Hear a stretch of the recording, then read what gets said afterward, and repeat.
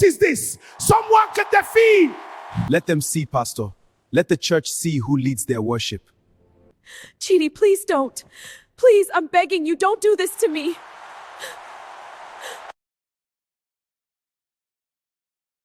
If you have ever seen a woman command a room without trying, then you have seen Ada Luxe Onwosu lead worship at Victory Tabernacle Church, Enugu. She walks to the front of the choir stand at exactly 9:58 a.m. every Sunday, 2 minutes before the service officially opens, in her white and gold choir uniform, natural hair pinned in an elegant updo, no jewelry except small gold studs that catch the light when she turns. She lifts her hands, she closes her eyes, and when she opens her mouth, Chimo, the church goes still the way churches go still when something real is happening. Not the polite stillness of people waiting for a show, the involuntary stillness of people who have encountered something that reaches past their defenses. 5 years at Victory Tabernacle. 5 years of that voice transforming ordinary Sunday mornings into something people drove from Nsukka and Onitsha to experience. Pastor Daniels called her his covenant daughter. The Women's Fellowship called her their model role. The young girls in the youth group saved photos of her on their phones, not because she was flashy, but because she was everything they'd been told a good woman looked like. She was also, at this particular moment, running on 3 hours of sleep. She had taken the last flight from Lagos to Enugu on Saturday night, landed at 11 p.m., changed in the airport bathroom from a black bodycon dress and 6-inch heels into a modest blouse and trousers, driven home, showered, slept briefly, and was now standing before 500 people looking as though she had spent the weekend in prayer and fasting. The things this woman could do. To understand Ada Luxe, you must understand where she came from. Her father, a secondary school teacher in Enugu who loved God, loved music, and died of a heart attack when Ada Luxe was 19, had given her 2 things, her voice and her faith. Both were genuine. Both were real. Both had been the foundation of everything she built. She had gone to university on a partial scholarship and a full dose of her mother's prayers, studying music education while singing in every church, competition, and event that would have her. She was good, genuinely, remarkably good, and she knew it the way talented people know things, not with arrogance, but with the quiet certainty of someone who has heard themselves enough to understand what they carry. She graduated into the particular cruelty of a Nigerian economy that does not care what you carry. Music teacher salary, 32,000 naira a month. Choir mistress stipend from Victory Tabernacle, 20,000 naira. Her mother's rent in Enugu, 45,000 naira. Medical bills from her mother's knee surgery, ongoing. She tried, my people. This woman tried. She gave lessons. She sang at weddings. She stretched every naira until it was transparent. The first time, a man offered her money for her company. Not her voice, not her skill, just her presence and her beauty and her willingness. She said no. Twice, she said no. The third time, she was sitting with her mother's unpaid hospital bill on her phone screen and exactly 4,000 naira in her account. She said yes. That was the crack. That single yes. And from that crack, over 3 years, an entire other life had grown. By the time our story begins, Ada Luxe is not a secret Ada Luxe is ashamed of. That is the complicated part, the part that makes this story harder than a simple morality tale. She has organized it with the precision of a project manager. 2 phones, the Samsung for church, family, and Enugu life, the iPhone for clients, bookings, and Lagos. A storage unit in Surulere where she keeps the other wardrobe, the designer dresses, the heels, the perfumes that cost more than her monthly church stipend. A reliable driver who asks no questions. A network of 3 other women in similar arrangements who look out for each other. She is careful. She is strategic. She has never taken a client from Enugu. She has never worked 2 consecutive weekends without a rest Sunday in between. She has never, not once, allowed a client to photograph her face. Or so she believed. Her clients are men of a particular Lagos type, wealthy, married, careful themselves, looking for something their public lives cannot accommodate. She is not their girlfriend. She is not their confession. She is a beautiful, intelligent woman who makes difficult evenings easier, and they pay generously for the privilege. The Bishop Clarence Odom of Living Waters Ministry, Abuja, has been her most consistent client for 14 months. Distinguished, generous, careful, in exactly the way powerful men are careful when they have something significant to lose. She does not know on this particular Sunday morning, as she leads Victory Tabernacle into worship, that Bishop Odom has accepted Pastor Daniel's invitation to be the special guest minister at next month's Thanksgiving dinner. She does not know that in the third row, a young man named Chidi is watching her with eyes that had already connected dots she thought were hidden. She does not know that the slideshow she has been asked to prepare for the Thanksgiving dinner will share a screen with something she never intended anyone to see. Everywhere first blur. But not yet. For now, she is singing, and it is still, in every way that matters, beautiful. Thursday evening. Ada sits at her mother's kitchen table in Enugu, in their same modest 2-bedroom flat she grew up in, helping Mama Ada sort her medications for the week. Her mother is a small, fierce woman who outlived a husband, 2 sisters, and more disappointment than she ever discusses, and who has transferred all of her surviving hope into this daughter. The walls of the kitchen are decorated with Adaize's achievements, her music certificate, a photo from her first Sunday leading worship at Victory Tabernacle, a small framed quote, "A good name is worth more than silver and gold." "Pastor Daniels was asking about you today," Mama said, pressing her Wednesday tablet into the pill organizer. "He says you are the most dedicated servant this church has ever had." Adaize smiled. "Pastor is too kind." "It is not kindness, it is truth." Mama looked up. "You know, before your father died, he prayed specifically that you would use your voice for God. He said it every night. He would be so proud of you, my daughter." My chest. Adaize looked at her mother's hands, smaller than they used to be, moving slowly over the pill organizer, and felt the thing she always felt in these moments. Not guilt exactly, something more complex. A love so large and a life so divided that holding both simultaneously required a strength she wasn't always sure she possessed. She paid her mother's medical bills. She had renovated this kitchen last year. She had bought the television in the sitting room, the bed her mother slept in, the fan that kept the room cool through Enugu's heat. With what money, her mother had never asked. Some questions, Adaize thought, are not asked because the asker already knows the answer would break something they cannot afford to have broken. She reached across and covered her mother's hand with hers. "I know, Mama," she said. "I know he would." The new member came on the 3rd Sunday of October. He filled in the visitor's card, sat in the 3rd row, sang the hymns from memory, which told you he had grown up in church, and watched the service with the particular attentiveness of someone who is not simply worshipping, but also observing. After service, he introduced himself to Pastor Daniels. Chidi, recently transferred from Lagos for work, looking for a new church home. His references were impeccable. He had been a beacon at his Lagos church. His pastor there called ahead without being asked, and within 2 Sundays, Pastor Daniels had welcomed him warmly into the Victory Tabernacle. Adaize had noticed him the way she noticed all new male members, with a brief professional assessment of a choir mistress determining whether a voice might be useful, and dismissed him quickly. Quiet type, watchful, not her concern. She did not notice on that first Sunday that when their eyes met briefly during the offertory, something shifted in his. Not desire, not admiration, recognition. He had seen her before, not in church, not in Enugu, in a different city at a different kind of gathering, wearing a different kind of dress.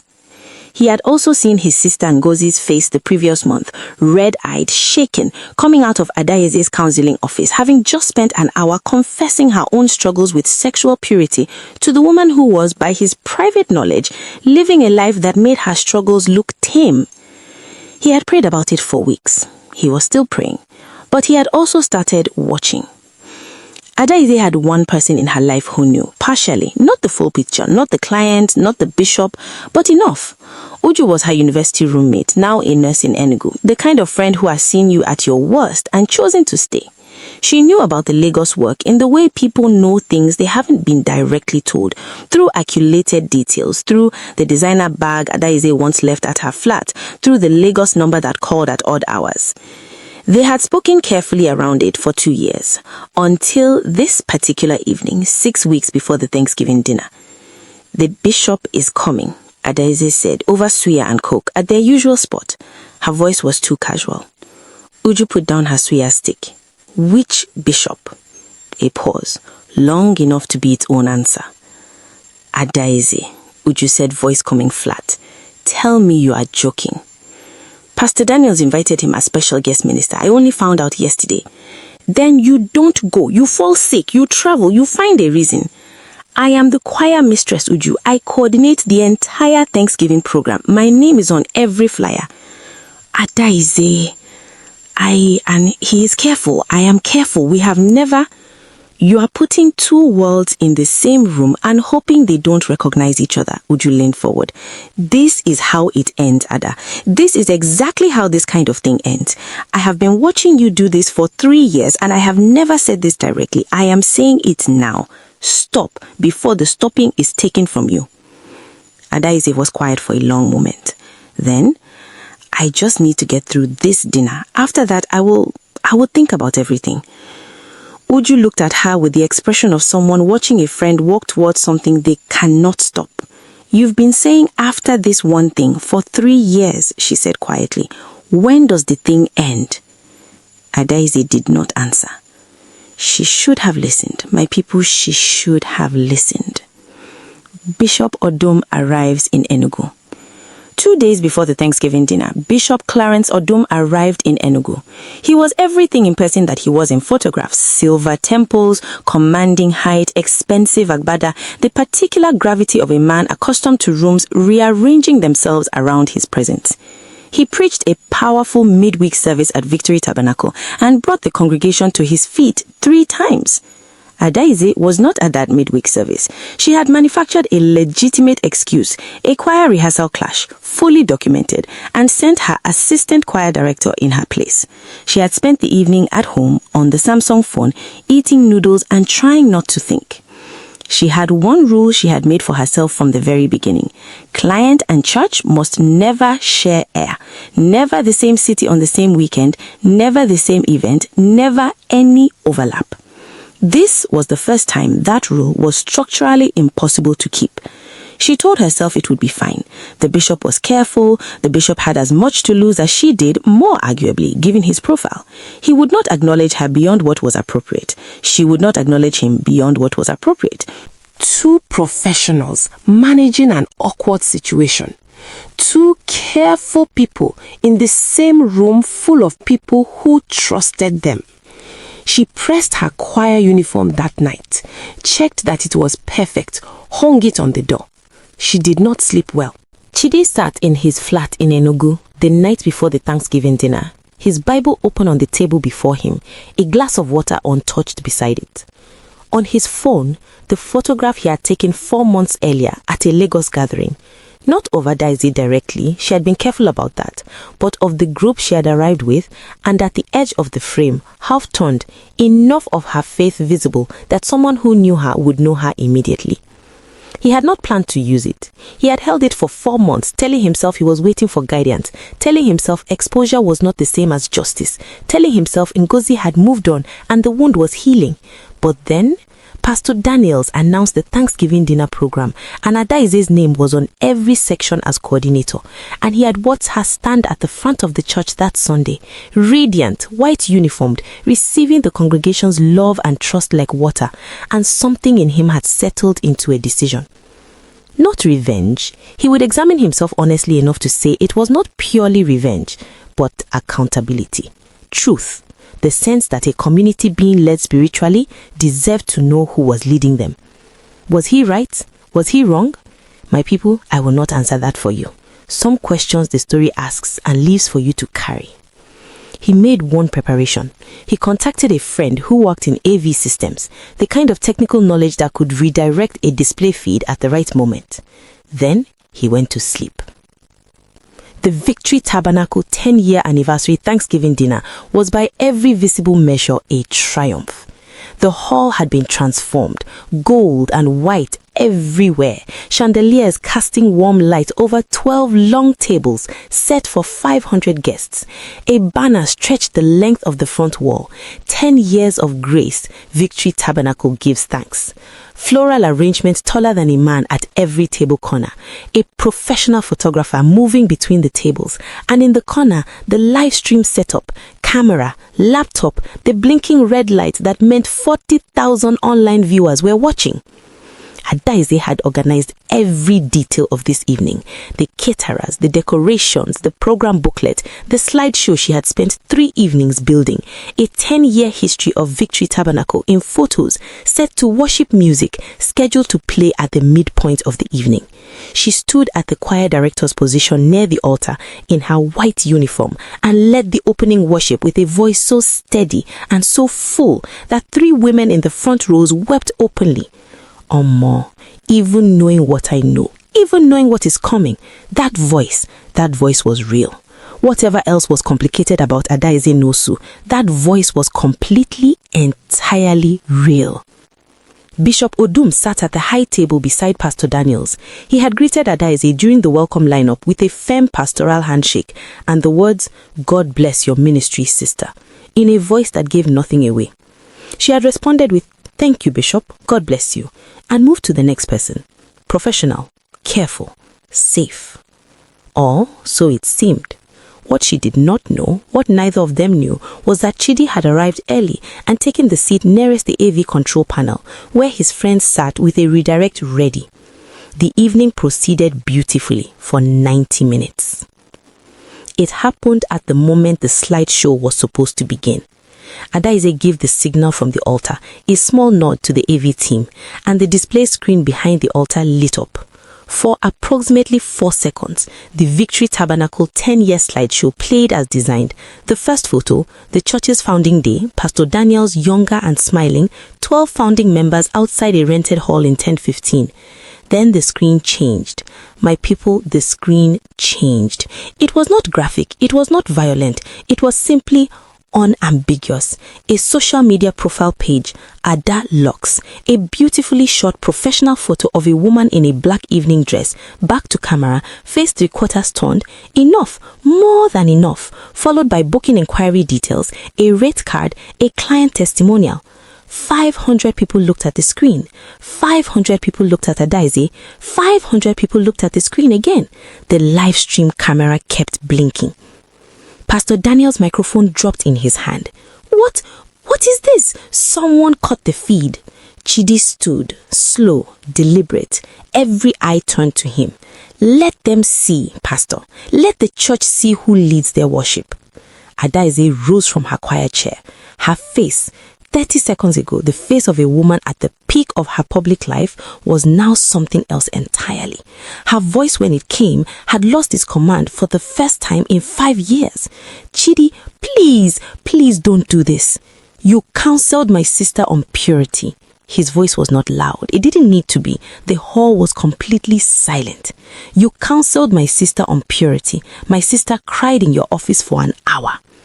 I can explain. It's not what... Her voice broke. Ada Luxe. He raised his phone, screen facing the congregation, the booking profile visible to those nearby. Then he turned towards the live stream camera. 40,000 people are watching. Explain. Adaise's eyes moved to the camera, the red blinking light, then to the congregation. 500 faces she had led in worship for 5 years. Her mother in the 4th row, sitting very still, not yet understanding, not yet, then down at her own white choir uniform. She sat down slowly. She said nothing. The screen stayed on. For 3 seconds after Adaise sat down, the hall held its collective breath.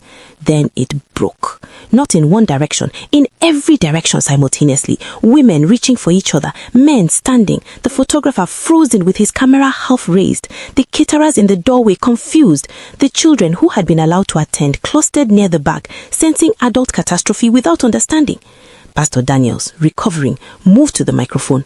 Brothers and sisters, let us remain calm. Let us remain calm. A woman in the 5th row, one of the founding mother churches, 60-something, a woman who knew Adaeze since she first arrived at Victory Tabernacle, stood up and pointed. Is this true? Adaeze, stand up, look at us and tell us this is not true. Adaeze did not stand. Away, her silence was its own answer, and the hall understood it as such. And then, from the high table, the particular stillness of a man who has just realized that the explosion has caught him too, Bishop Clarence Odum sat absolutely motionless, face controlled with the practiced discipline of a man who has survived public life for 30 years, but whose hands, if you were watching closely, were gripping the tablecloth. Pastor Daniels was watching.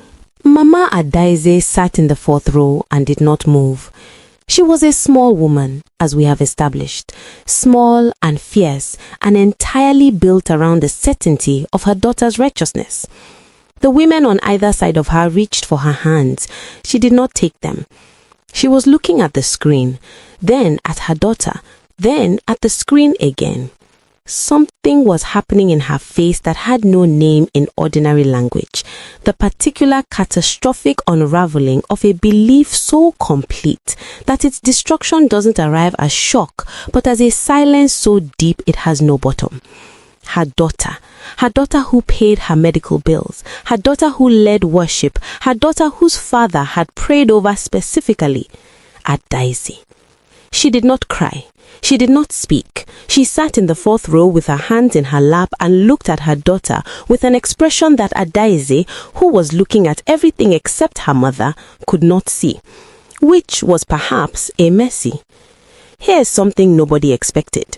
When the chaos had reached its peak, when Pastor Daniels was struggling to restore order, when voices were raised from every corner, when Chidi had sat back down with the particular stillness of a man who had completed a task, Bishop Clarence Odum stood up from the high table. The hall quieted by reflex. A bishop standing commands a particular silence. He adjusted his agbada. He looked at Pastor Daniels. He looked at the congregation. Brothers and sisters, he said, in the voice that had filled auditoriums across Nigeria, I must excuse myself from this evening's program. He did not explain. He did not elaborate. He walked from the high table toward the exit with the measured pace of a man departing on his own terms, greeting no one, making eye contact with no one. He passed within 4 feet of Adaeze's choir chair. He did not look at her. Not once. The door of the hall closed behind him. In the silence that followed, Pastor Daniels looked at the door, then at Adaeze, and something shifted in his face. A new dimension of the evening's devastation arriving that he was only beginning to calculate. Pastor Daniels asked everyone to bow their heads. He prayed, briefly, the prayer of a man under conditions he had not been trained for, and then he asked the congregation to proceed to dinner while the leadership handled a pastoral matter. His assistant pastor came to Adaeze quietly. Sister Adaeze, Pastor would like to see you in his office. She stood, her legs held. She was grateful for that. She walked the length of that hall, past 500 people who parted to let her through, past the founding church mothers, past the youth group members who printed her face on their vision boards, past the table where Chidi sat with his eyes forward and his hands folded, in her white choir uniform with its gold trim. She walked through the doors. She did not look back. She did not know in that moment whether she would ever walk back in. The office was a room she had been in hundreds of times, for counsel, for program planning, for the kind of pastoral conversations that happen between a spiritual father and the daughter he has publicly claimed. She sat across from him now in a different kind of conversation entirely. He did not shout. She had braced for shouting, had almost wanted it, because shouting would have been something to push against. Instead, he sat with his hands folded on his desk and looked at her with the expression of a man whose grief is too large for anger. How long? He said. She told him. He was quiet for a long time. The money for the choir equipment last year, he began. Yes. The sound system upgrade. Yes. He closed his eyes briefly. When he opened them, Adaeze, I stood at that altar and told this congregation that you are a covenant daughter, that your life was an example. I said those words from my own mouth. I know, Pastor. Did you believe any of it? The worship, the counseling, all of it. Her voice was immediate and she knew, useless in this context. Every Sunday at that altar, Pastor, that was real. That was the most real thing in my life. He looked at her. The tragedy of a man who believed her and could not act on that belief. You'll need to step down from everything immediately. She nodded. She had known. And Adaeze, he paused, something in him visibly struggling. I am not the one you need to answer to most. You know that. She looked at her hands. I know, Pastor. Uju arrived at the church hall at 9:30 p.m. The event had mostly emptied by then. The Thanksgiving dinner concluded in awkward, subdued stages after Adaeze was removed from the proceedings. She found Adaeze sitting alone on the steps outside the church building, still in her choir uniform, holding both phones in her lap, the Samsung and the iPhone, side by side. Uju sat down beside her without a word. They sat like that for a while, in the Enugu night, the sound of the city's generators, a motorbike passing, a dog somewhere in the distance. I told you, Uju finally said, not unkindly, just truthfully. I told you, Adaeze agreed. What happens now? Adaeze looked at the two phones. She turned the iPhone over in her hand, then placed it face down on the step between them with a finality that felt like punctuation. I don't know yet, she said. I don't know what's left when you take both of them away. I'm not sure I remember. Uju looked at her profile. I think, she said slowly, that's actually the first honest thing you've said in about 3 years. And I think that's where you start. She went home to her mother's house. She had not planned to. Her feet simply took her there, the way a body goes toward the place it learned safety before it learned to be afraid. Mama Adaeze was already home, sitting in the sitting room in the dark. Not the darkness of sleep, but the darkness of someone who came home and did not find the strength to turn on the lights. Adaeze stood in the doorway. Mama, sit down, her mother said. Her voice was very quiet, neither warm nor cold. The voice of a woman operating beyond ordinary emotion. Adaeze sat. A long silence, the kind that has weight. The money, Mama Adaeze said finally. The hospital, the rent, the kitchen renovation, all of it. Yes, Mama. Another silence. Did you think I would rather be sick and hungry than know the truth? The question hit Adaeze somewhere below her defenses. She hadn't thought of it that way. She had always told herself she was protecting her mother, sparing her, carrying the burden so the older woman didn't have to. But who asked her to decide that? Mama, you carried this alone for 3 years. Her mother's voice cracked for the first time, just slightly. 3 years, Adaeze, and you sat across from me at this table and smiled and let me praise you, and you said nothing. I didn't want to. What didn't you want to? Disappoint me? Mama Adaeze stood slowly and moved to the window, her back to the room. I am your mother. Disappointment is something I survive, but losing you, her voice broke completely now. I could not survive losing you to a life I didn't even know you were living. Adaeze put her face in her hands, and the breakdown that had been held back through the hall, through Pastor Daniel's office, through the steps outside with Uju, arrived now completely in her mother's sitting room in the dark, with the sound of Enugu's night outside and her mother's quiet crying mixing with her own. 3 days after the Thanksgiving dinner, Chidi's phone rang. It was Ngozi. "Brother," her voice was careful. "I heard what happened at the church dinner." "Yes." A pause. "Did you do it for me?" Chidi was quiet for a moment. "Partly," he said, honest. "I didn't ask you to." "I know." Another pause. "Brother, I used to sit in her office and she would talk to me about integrity and purity and walking in truth, and I would leave feeling so strengthened, so seen." Ngozi's voice was measured, walking through something. "Now, I don't know what to do with those conversations. Were they meaningless? Was she laughing at me?" "I don't think she was laughing at you," Chidi said slowly, something shifting in him. I think she meant them, which is the part that doesn't make sense and yet somehow does." Silence. "Did you think about what would happen to her after?" He had, more than he had admitted to himself. "I thought about what was right." "Sometimes those are different things, brother." Ngozi, 24 years old, soft-spoken, cutting to the exact nerve. My people. Chidi sat with that for a long time after the call ended.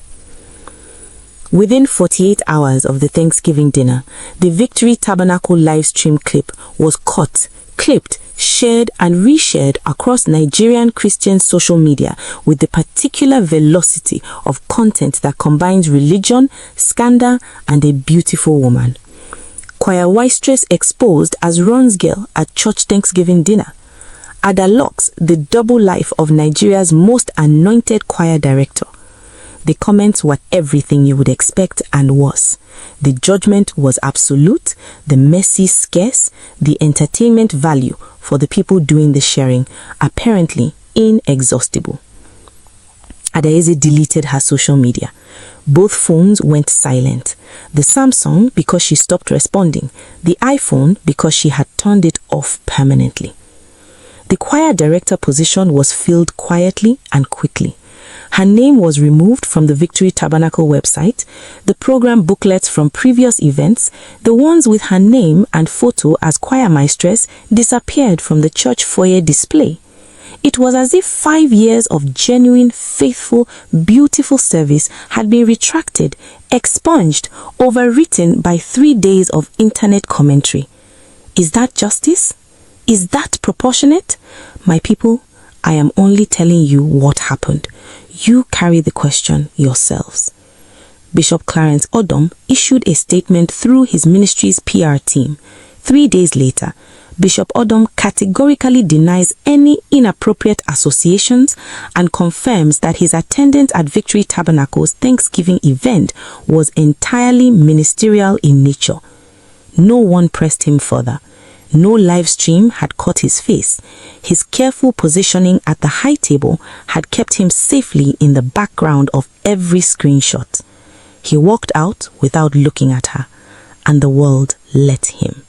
2 weeks after the dinner, Adaeze sat alone in her flat for the first time in memory, with nothing to perform and no one to perform it for. No choir rehearsal to prepare, no client booking to manage, no mother to reassure, no sermon to coordinate, no uniform to press. Just herself. Just the question Uju had put to her on the church steps. What's left when you take both of them away? She got out a notebook, a physical one, the kind she hadn't used since university, and sat at her kitchen table and wrote for 3 hours. Not a plan, not a strategy, just the truth, as completely as she could render it, in order, from the beginning. Why she started?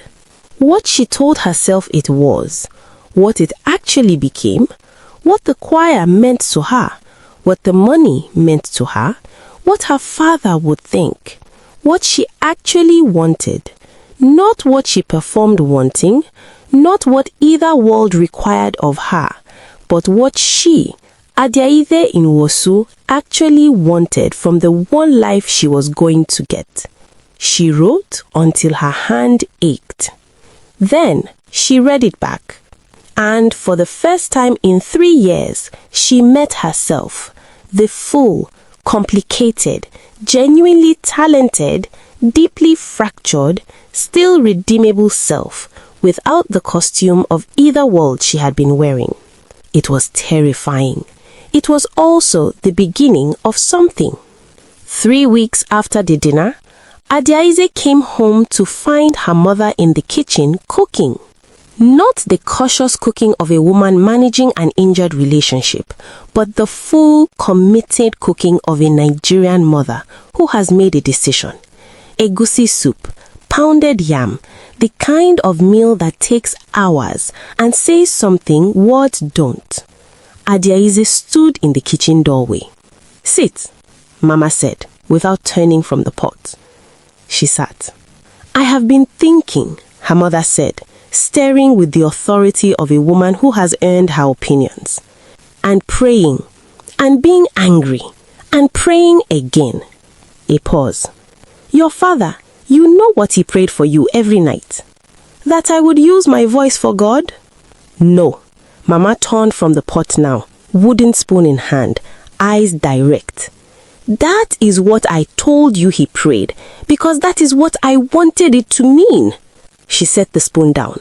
"What your father actually prayed every night was that you would be free. That was his exact word, free." She sat across from her daughter. "Free to be exactly who God made you, without fear, without pretending, without carrying what was not yours to carry alone."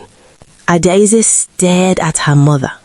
"I failed you," Mama said simply, "by making my pride your responsibility, by making my happiness something you had to manufacture. That is not what a mother is for." "Mama, let me finish." She reached across the table. "You made wrong choices, very wrong, and there are consequences you will carry.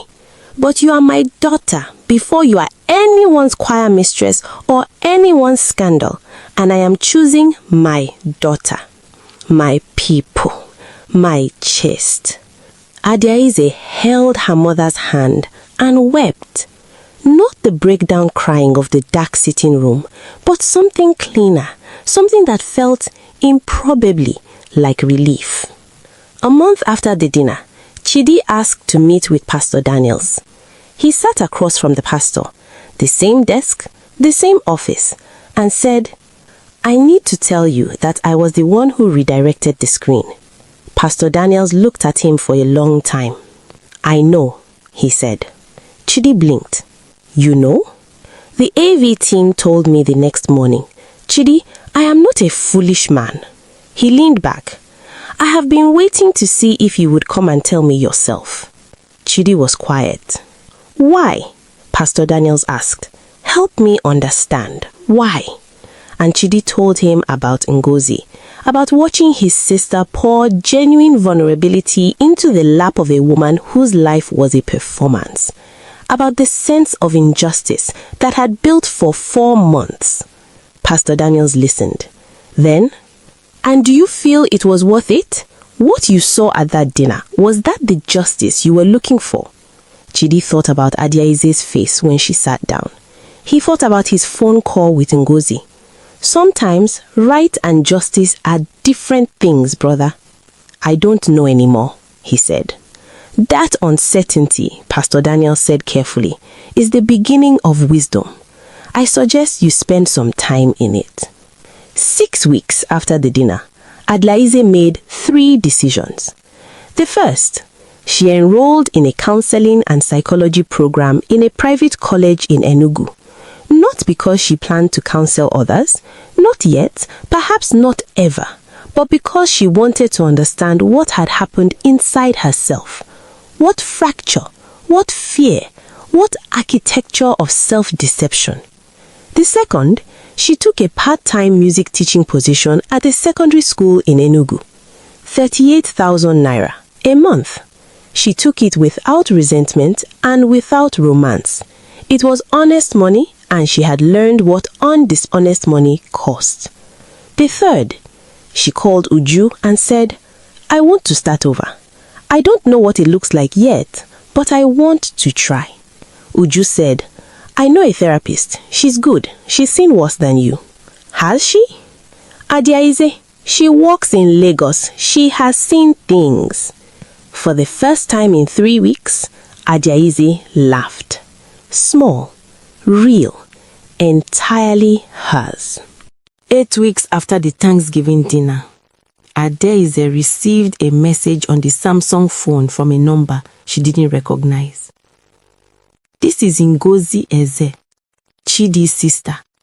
I don't know if you remember me. Adiaize stared at the message for a long time. Then she typed, I remember you, Ngozi. I remember everything about every conversation we had. I want you to know that. A pause. Then, did you mean any of it? What you told me? Adiaize thought about this with the full, undecorated honesty she was learning to practice. Every word. My life contradicted what I told you, and that was my failure, not the truth of the words. The things I said to you in that office were true. They just weren't things I had the courage to live by myself. A longer pause. Then, I think that's the most honest thing anyone has ever said to me. I'm practicing honesty. I'm not very good at it yet. Neither am I, Ngozi replied. Maybe that's where everyone starts. Victory Tabernacles survived. Churches are practiced at surviving scandals. It is, in some ways, one of the things they are built for. Pastor Daniels preached a series on truth and grace in the months following the dinner that became some of the most attended services in the church's 10-year history. People came from neighboring churches. The live stream numbers, ironically, grew. He did not preach about Adiaize by name. He did not need to. The new choir was led by a young man from the music department of the University of Nigerian, Nsukka. Talented, if less arresting than his predecessor. The church continued. The worship continued. But the older women, the founding mothers, the ones who had known Adiaize longest, sometimes paused when the new choir sang, and their expressions held something unresolved. Not condemnation, not forgiveness, something more complicated. The memory of a voice that was real, even when the life around it was not. One afternoon, 9 months after the dinner, Adiaize walked past a church she had never attended, a small, unassuming building on a quiet Enugu street, and heard through the open windows a choir rehearsing. She stood on the pavement and listened. They were not extraordinary. They were earnest and slightly off-tempo, and one of the tenors was consistently a half-step flat in a way that made her professional ear wince. A woman came out of the building, the choir director, clipboard in hand, clearly heading somewhere in a hurry, and stopped when she saw Adiaize standing there. "Were you listening?" she asked. Not unkindly, just curious. "Yes," Adiaize said. "I'm sorry, I didn't mean to linger." "Do you sing?"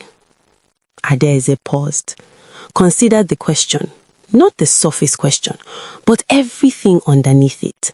Whether she still had the right, whether the gift survived the misuse, whether worship could be reclaimed after it had been offered in the context of a false life. "Yes," she said finally, "I sing." "We could use someone, just for rehearsals if you like. No pressure, no title." No title, just the voice, just the music, just the thing her father prayed would be free. "I'll come Thursday," Adiaize said. She came Thursday.